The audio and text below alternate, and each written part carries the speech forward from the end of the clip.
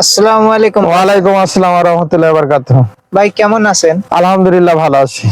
ভাই সর্বপ্রথম আপনার পরিচয়টা জানতে চাচ্ছি। আমার পরিচয় হচ্ছে আমি মোহাম্মদ আমির হামজা মিলন। আমার বাড়ি হচ্ছে যশোর জেলা চৌগাছা থানা হাকিমপুর ইউনিয়নের হাকিমপুর গ্রাম। ভাই আপনি এখানে কতটুক না জমিতে এই কমলা চাষ আমি করেছেন? এখানে আপনার হচ্ছে 1.5 বিঘা জমিতে এটা হচ্ছে ম্যান্ডারিন জাতের কমলা চাষ করছি। চাষ করেছেন? জি জি। আপনি যখন এই কমলাটি চাষ করেছিলেন জমিটি কিভাবে প্রস্তুত করছিলেন?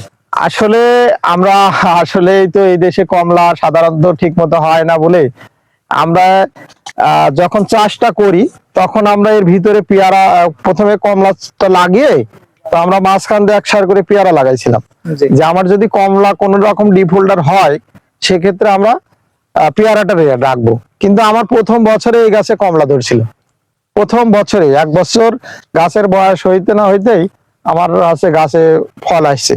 তো আমরা সেই ফলটা যখন আমরা পরবর্তী বছরে মানে 9 মাস একটা গাছে ফল থাকে, তো 9 মাস পরে যখন আমি হারভেস্ট করলাম তখন দেখলাম যে এটার স্বাদ অনেক মিষ্ট এবং আছে স্বাদের।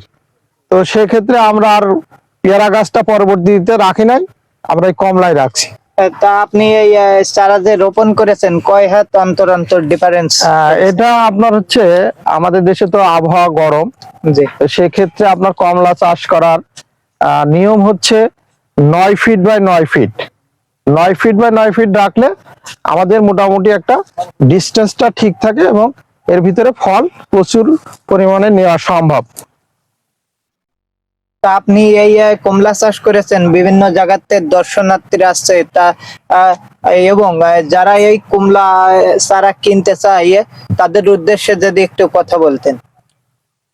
তাদের উদ্দেশ্যে আমার একটাই মেসেজ, আসলে কেউ আপনার আমি মনে করি যে বাগান দেখেই যে চারা নিতে হবে এমন কিন্তু কোনো কথা নাই, ঠিক আছে? আমরা সবাইকে একটা কথা বলতেছি যে আপনারা আসেন, যারা বাগান করতে ইচ্ছুক তারা আপনারা বাগানে আসেন, বাগানে এসে বাগান দেখেন, ফল খান, ঠিক আছে?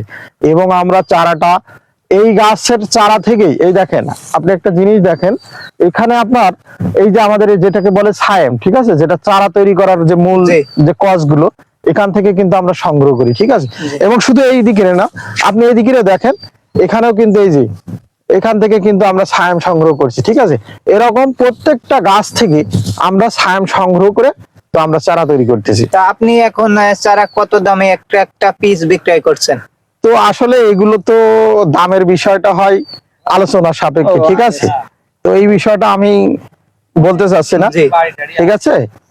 তো যদি কেউ বাগান করতে চায় তারা আসেন, এসে আমার বাগানের ফল ফ্রি খেয়ে দেখেন। আবার কেউ কেউ বলছে বাংলাদেশের মাটিতে কমলা মিষ্টি হয়, কেউ বলছে মিষ্টি হয় না, তোরা পাগলের মতো ভিডিও করে বলিস লেগে মিষ্টি হয় না। তাদের উদ্দেশ্যে যদি একটু কিছু বলতেন। আসলে সেই জন্য আসলে বাস্তবতার জিনিসটা হচ্ছে আলাদা একটা জিনিস।